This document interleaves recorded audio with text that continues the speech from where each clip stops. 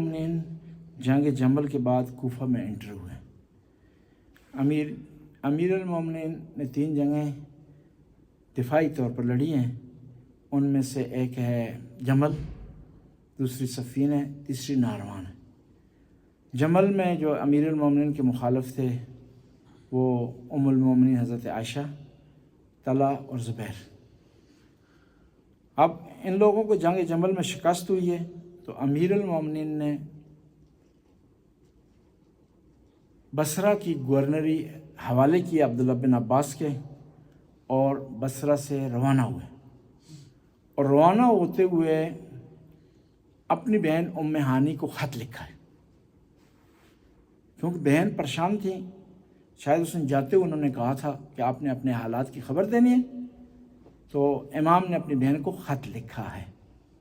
یعنی اس سے پتہ چلتا ہے کہ آپ کے معاملے میں جو لوگ زیادہ پریشان ہوتے ہیں نا، جو زیادہ فکر مند ہوتے ہیں، یا آپ کی والدہ یا آپ کی بہن ہے، سب سے زیادہ پریشان ہوتی ہے، اور سب سے زیادہ خیال رکھنے والی یہ 2 ہی ہستیاں تاریخ نے بھی ثابت کی، یا والدہ یا بہن، خیال رکھنے والی، جان دینے والی، جان قربان کرنے والی۔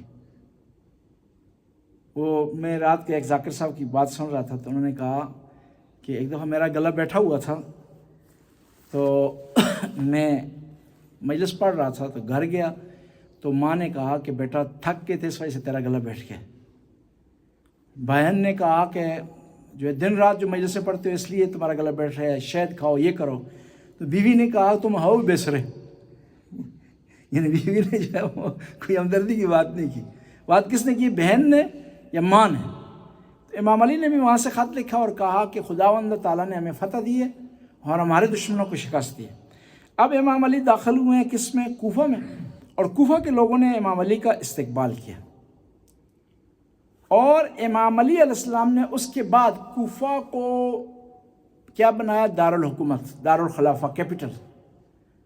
اب سوال پیدا ہوتا ہے کہ کیا وجہ تھی کہ امام علی نے مدینہ کو چھوڑ کر کے کوفہ کو دارالخلافہ بنایا؟ پہلی اس کی وجہ یہ تھی کہ مدینہ میں فوجی بہت کم تھے، لڑنے والے جنگجو کم تھے، کوفے میں تعداد زیادہ تھی، کیونکہ خلیفہ دوم کے زمانے میں یہ چھاونی تھی، اس وجہ سے یہاں تعداد فوجیوں کی زیادہ تھی۔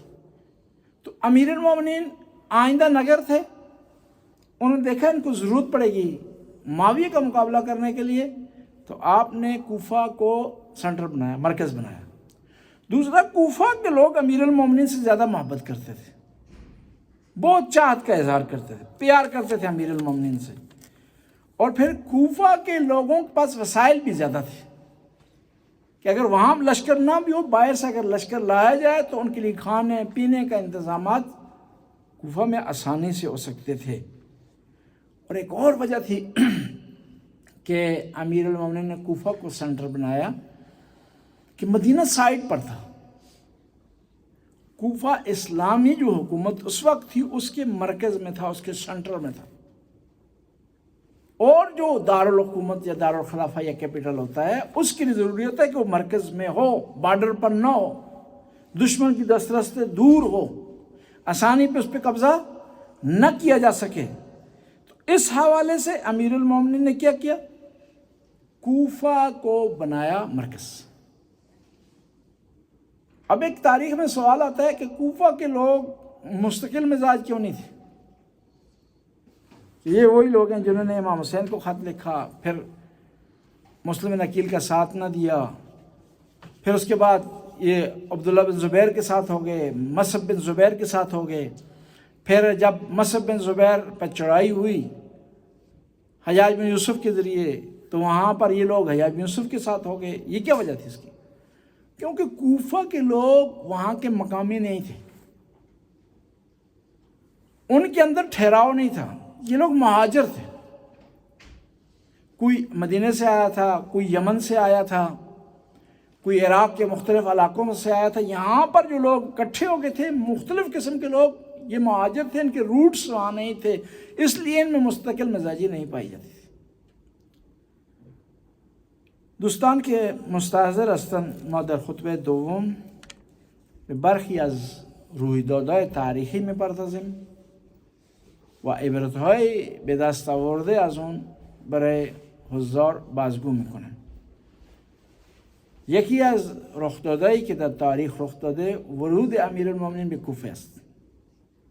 امیرالمومنین در جنگ جمل پیروز شدند، عایشه، طلحه و زبیر را شکست دادند و حضرت عبدالله بن عباس را به عنوان والی کوفه مقرر نمودند و رأس